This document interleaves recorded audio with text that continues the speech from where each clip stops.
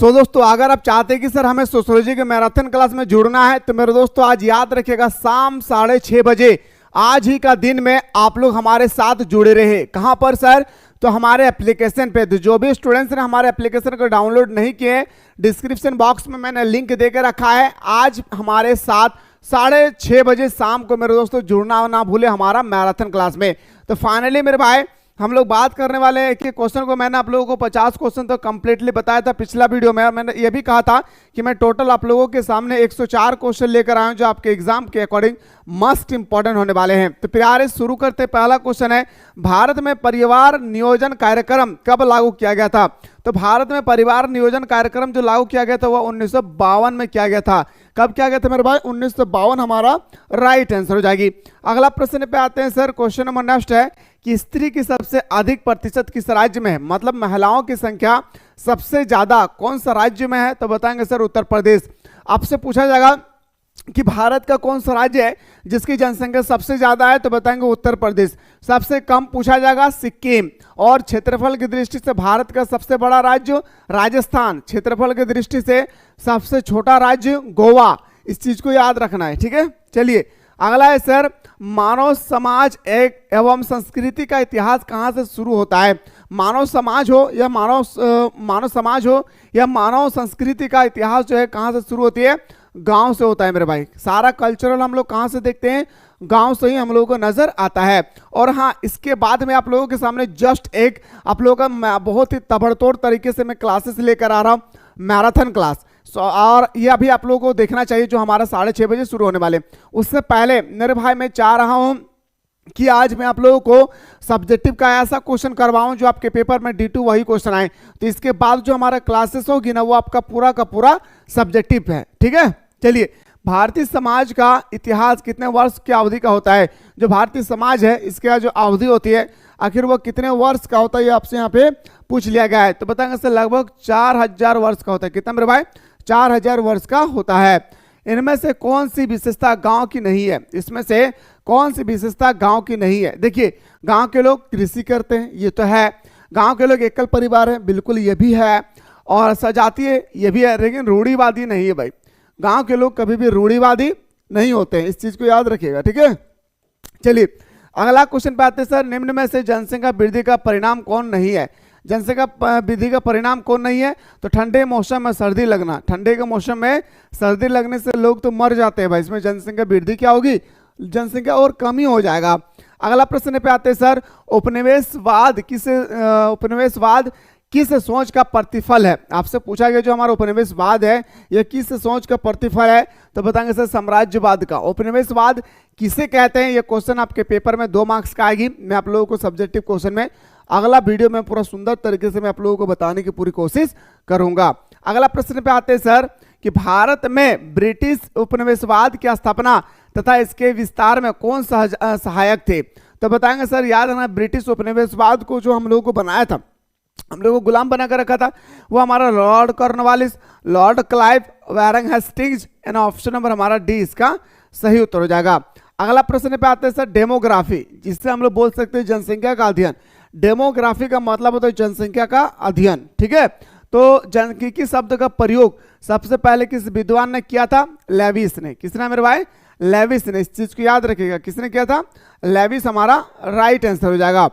अगला प्रश्न पे आते हैं सर कि ग्रामीण क्षेत्रों का नगरीय क्षेत्र में परिवर्तन होने की प्रक्रिया को नगरीकरण कहते हैं। यानी गांव को अगर हम लोग बदल करके नगर रख देते हैं तो ऐसे क्षेत्र को हम लोग बोलते हैं नगरीकरण कहते हैं। यह किसका कथन है? यह दिया था बोर्गेस ने। किसने दिया था इस स्टेटमेंट मेरे भाई? कि अगर आप गांव को शहर में बदल देते हैं तो इसे हम लोग नगरीकरण कहते हैं। ये स्टेटमेंट देने वाला था हमारा बोर्गेस। कौन था मेरे भाई? बोर्गेस। यानी ऑप्शन नंबर हमारा डी इसका सही उत्तर हो जाएगा। अगला क्वेश्चन पे आइए सर, बात करता हूं। अगला क्वेश्चन है, नई राष्ट्रीय जनसंख्या नीति कब घोषित किया गया था? सबसे पहली बात तो याद रखिएगा कि 1881 में भारत में पहली बार जनगणना होती है लॉर्ड रिपन के शासनकाल में। किसके? रिपन, याद रखना, लॉर्ड रिपन के काल में भारत में पहली बार जनगणना होती है 10 के आधार पर 1881 में, ठीक है। तो आपसे क्वेश्चन नंबर नेक्स्ट पूछा गया नंबर भाई कि नई राष्ट्रीय जनसंख्या नीति कब घोषित की गई थी? तो बताएंगे सर हमारा याद रखना 2000 में। 2000 में भारत का 3 नया राज्य का निर्माण हुआ था छत्तीसगढ़, उत्तराखंड और झारखंड। हाँ, लास्ट में खंड, छत्तीसगढ़, उत्तराखंड और झारखंड। याद रखिएगा ये तीनों नाम। ये मैं इसलिए बता दिया हूं मेरे भाई क्योंकि पिछले साल ये क्वेश्चन पूछ लिया गया था। अगला प्रश्न पे आते हैं सर, क्वेश्चन नंबर नेक्स्ट पे आते हैं। समुदाय का सर्वमहत्वपूर्ण लक्षण निम्नलिखित में से क्या है? समुदाय का सर्वमहत्वपूर्ण जो लक्षण होती है वो क्या होता है मेरे भाई? तो बताएंगे सर सामान्य भूभाग। क्या होना? सामान्य भूभाग। यानी बोल सकता हूं सर ऑप्शन नंबर हमारा 20 का सही उत्तर हो जाएगा। नेक्स्ट क्वेश्चन पे आते हैं सर, जनसंख्या सूची स्तंभ किससे जुड़ा है? जो हमारा जनसंख्या सूची है इसका जो स्तंभ होती है ना वो आखिर किसके साथ जुड़ा हुआ है, ये आपसे यहाँ पे पूछा है। तो बताएंगे सर आयु और लिंग संरचना। किसका मेरे भाई? आयु और लिंग संरचना।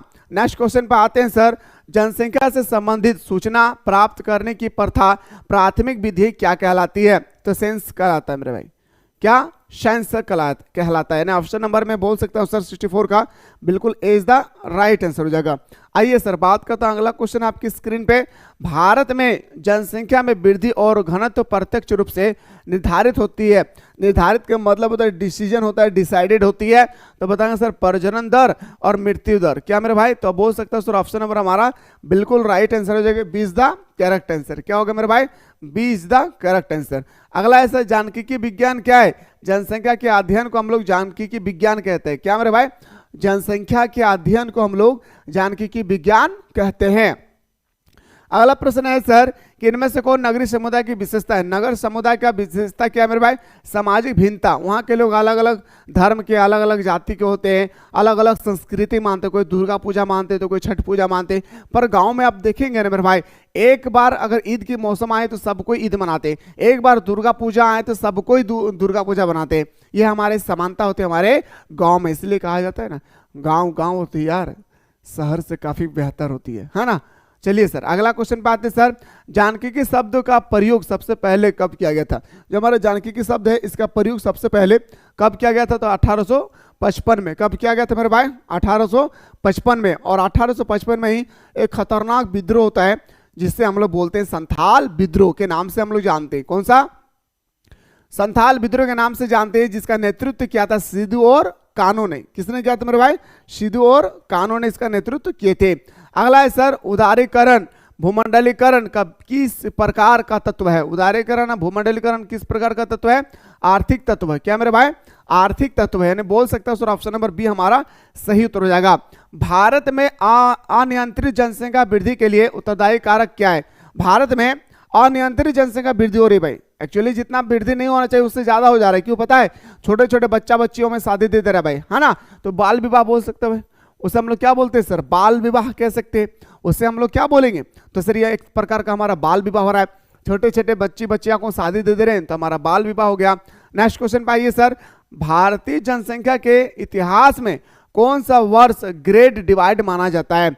भारत में कौन सा साल ऐसा आया था मेरे भाई जिसे हम लोग ग्रेट डिवाइड के नाम से जानते हैं? तो 1921 में। याद रखना कब मेरे भाई? 1921 हमारा राइट आंसर हो जाएगी। अगला है सर निम्नलिखित में से कौन यह विश्वास करता है कि जनसंख्या वृद्धि होती है? अच्छा देखिए ये अजीब बात नहीं है भाई, बोले कि कौन सा ऐसा हमारा हमारा समाज शास्त्री है जिन्होंने कहा था कि हाँ जनसंख्या भी वृद्धि होता है ना। तो बताएंगे सर हमारा नीटो ने। किसने कहा था मेरे भाई? नीटो हमारा सही उत्तर हो जाएगी।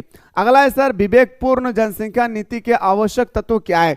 विवेकपूर्ण जनसंख्या नीति के जो हमारा आवश्यक तत्व है 73 पूछा गया मेरे भाई। तो बताएंगे सर याद रखना इसका राइट आंसर हो जाएगा क्या हमारा? Option number D. क्या होगा मेरे दोस्तों? ऑप्शन नंबर डी हमारा सही उत्तर हो जाएगा। राष्ट्रवाद का अर्थ क्या होती है?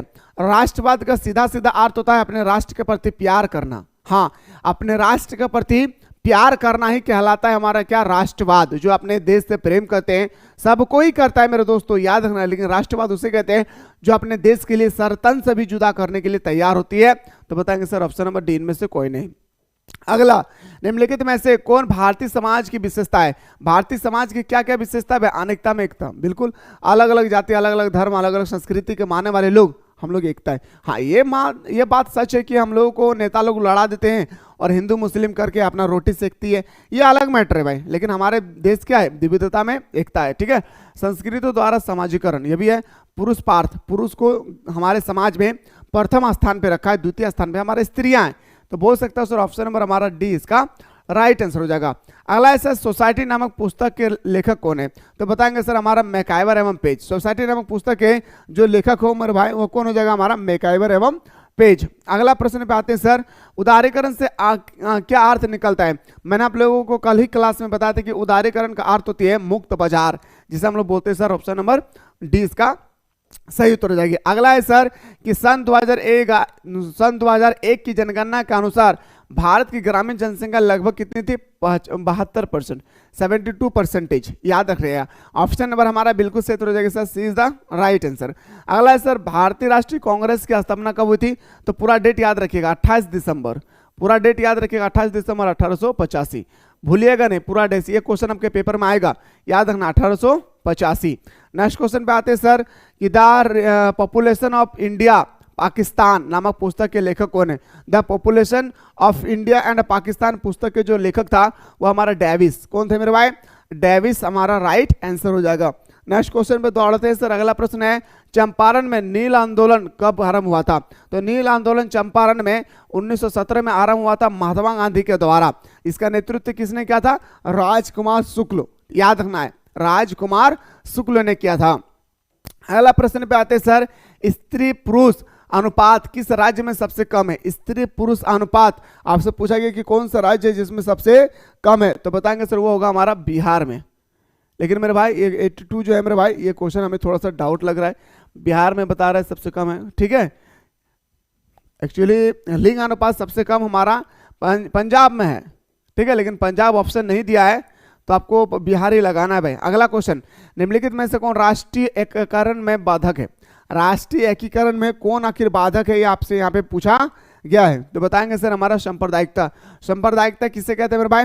जब कोई व्यक्ति अपने दूसरे धर्म के प्रति अपने धर्म को सर्वश्रेष्ठ मानते हैं और दूसरे धर्म के प्रति घृणा उत्पन्न करते हैं, तो ऐसे व्यक्ति को हम लोग सांप्रदायिकता व्यक्ति कहते हैं। ठीक है, मतलब अपने धर्म को सर्वश्रेष्ठ मानने वाले व्यक्ति को ही सांप्रदायिकता कहते हैं। ठीक है, चलिए सर अगला कहता है सर बिहार में समाजशास्त्र की पढ़ाई सर्वप्रथम किस विश्वविद्यालय में शुरू हुआ था?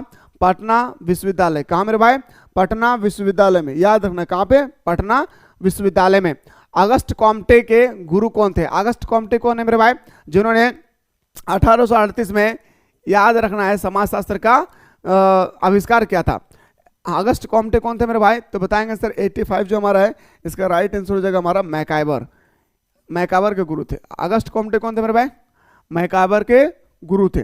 नेक्स्ट क्वेश्चन पे आइए सर, किसने कहा समाजशास्त्र समाज का विज्ञान है? तो बताएंगे सर वार्ड ने कहा था। किसने कहा था समाजशास्त्र समाज का विज्ञान है? ये स्टेटमेंट देने वाला कौन था मेरे भाई? याद रखना है वार्ड। क्या बताएंगे सर? वार्ड। अगला है सर पॉजिटिव फिलॉसफी। क्या मेरे सर सुनियो? पॉजिटिव फिलोसॉफी नामक पुस्तक के रचयिता कौन है? पॉजिटिव फिलोसॉफी के लेखक जो है मेरे भाई, इसका राइट आंसर होगा हमारा कॉमर्स अगस्त कॉम्ट। याद रखना क्या होगी? ऑप्शन नंबर हमारा बिल्कुल सही उत्तर हो जाएगा क्या मेरे भाई? तो option number A is the right answer. अगला क्वेश्चन पे आते सर, बॉम्बे विश्वविद्यालय में समाज शास्त्र विभाग की स्थापना किनकी अध्यक्षता में हुई थी? और हाँ, जो भी स्टूडेंट्स चाहते हैं कि आज शाम को 6:30 बजे मैराथन क्लास में जुड़ना चाहते हैं सोशियोलॉजी का, तो मेरे प्यारे जल्दी से आप लोग डिस्क्रिप्शन बॉक्स में दिया गया एप्लीकेशन को प्ले स्टोर से डाउनलोड कर ले और हमारे साथ शाम के 6:30 बजे आना ना भूले, जहां पे मेरे भाई सारे क्वेश्चन को हम लोग करने वाले हैं। ठीक है, तो इसका राइट आंसर हो जाएगा मेरे भाई गिडिस। क्या होगी? ऑप्शन नंबर 88 का हमारा राइट आंसर होगा 20 द करेक्ट आंसर हो जाएगी। अगला प्रश्न पे आते सर, क्वेश्चन है कि इनमें से कौन भारतीय संस्कृति का मूल तत्व है? तो भारतीय संस्कृति का जो मूल तत्व है ना, वह हमारा अध्यात्मवाद, कर्म संबंधित विश्वास, सामूहिकता। यानी ऑप्शन नंबर हमारा डी इसका सही उत्तर हो जाएगी। नेक्स्ट क्वेश्चन पे आते हैं सर, निम्नलिखित में से कौन समाज की विशेषता नहीं है? अब आपसे यहाँ पे पूछा गया है कि 90 में कि कौन इसमें से समाज की विशेषता नहीं है भाई। तो समाज की विशेषता एक्चुअली बहुत सारी चीज नहीं है, लेकिन इस ऑप्शन के अकॉर्डिंग बताना पड़ेगा आपको। तो बताएंगे सर हमारा समाज मूर्त है। ऑप्शन नंबर हमारा ए इज द राइट आंसर। अगला है सर, किसने कहा समाज संघर्ष मिश्रित सहयोग है? किसने कहा? इसका मतलब ये स्टेटमेंट देने वाला कौन था कि समाज संघर्ष मिश्रण सहयोग है? तो बताएंगे सर क्वेश्चन नंबर हमारा 91 का मैकाइवर। याद रखना है मैकाइवर इसका सही उत्तर हो जाएगी। अगला है सर, किसने कहा प्रत्येक व्यक्ति यह जानता है कि नगर क्या है? किंतु किसी ने भी संतोषजनक परिभाषा नहीं दी है। अब क्वेश्चन नंबर आपसे यहाँ पे top of the most important पूछा गया 92 में। और इसी तरह से मेरे भाई अगर आप लोग क्वेश्चन देखना चाहते हैं तो बिल्कुल हमारे साथ जुड़े रहे। मैं नेक्स्ट वीडियो में आप लोगों को सब्जेक्टिव क्वेश्चन लेकर आ रहा हूँ, ठीक है। तो बताएंगे सर, याद रखना है इसका जो हमारा राइट आंसर होगा ऑप्शन नंबर हमारा बिल्कुल राइट आंसर होगी, याद रखना है बॉर्गल। क्या होगी? बार्गल। यही क्वेश्चन मैंने आप लोगों को कल भी बताया था, है ना। चलिए सर अगला क्वेश्चन पे आते हैं सर। किस प्रमुख ऐतिहासिक घटना से भारत में राष्ट्रवाद की भावना उत्पन्न हुई थी? राष्ट्रवाद की भावना उत्पन्न होने का मतलब ये होता है कि अपने देश के प्रति प्रेम ज्यादा लगा हो गया था। वो बताएंगे सर, भारत छोड़ो आंदोलन। भारत छोड़ो आंदोलन 1942 में महात्मा गांधी के नेतृत्व में हुआ था। और मेरे दोस्तों महात्मा गांधी ने एक नारा दिया था, करो या मरो, ठीक है। अब बताएंगे सर हमारा असहयोग आंदोलन कब हुआ था? 1922 में। चोरी चोरा कांड कब हुआ था? 1922 में। इसका 4 फरवरी या 5 फरवरी 1922 में। सविनय अवज्ञा आंदोलन मेरे भाई 1930 में। इस सब क्वेश्चन को ना याद रखिएगा, भूलिएगा नहीं, क्योंकि आंदोलन से भर भर के क्वेश्चन आएगी और महात्मा गांधी से तो क्वेश्चन आएगा ही आएगा बाबू, इस चीज को याद रखना है। वानप्रस्थ आश्रम व्यवस्था का कौन सा स्तर है? क्वेश्चन नंबर आपसे 94 में पूछा गया है। तो बताएंगे सर तृतीय स्तर है। कौन सा मेरे भाई? तृतीय स्तर है। अगला है सर, बंगाल में स्वदेशी आंदोलन किसने आरंभ किया था? तो बंगाल में स्वदेशी आंदोलन आरंभ करने वाला कौन थे मेरे भाई? हमारा महात्मा गांधी। जिस समय महात्मा गांधी ने कहा था कि विदेशी कपड़ों का बहिष्कार करो, विदेशी लोगों का साथ देना छोड़ दो। लेकिन मेरे दोस्तों कहा जाता है कि जब तक अपना घर का सारा सदस्य एक जैसा नहीं हो जाता है तब तक मेरे दोस्तों हम लोग हारते हुए नजर आएंगे, चाहे कितना भी ताकतवर रहे। वही हुआ था हमारा देश का हाल। नहीं तो हमारे देश की आज़ादी 1947 में नहीं बल्कि 1885 में ही मिल जाती थी। सॉरी 1800, याद रखना है 1855 में ही मिल जाता मेरे भाई। सॉरी 1857 में। आई एम रियली सॉरी भाई। हमारे देश की आज़ादी मेरे भाई 1857 को ही मिल जाती अगर इसमें कुछ कुछ गद्दार पैदा नहीं होती तो, ठीक है। तो मेरे भाई फाइनली मैं आप लोगों को अगला वीडियो में लेकर आ रहा हूं सब्जेक्टिव क्वेश्चन। तो थोड़ा सा वेट कीजिए, मैं सब्जेक्टिव क्वेश्चन को बताने के लिए पूरे भरपूर जोश में हूं। बात करता नेक्स्ट वीडियो।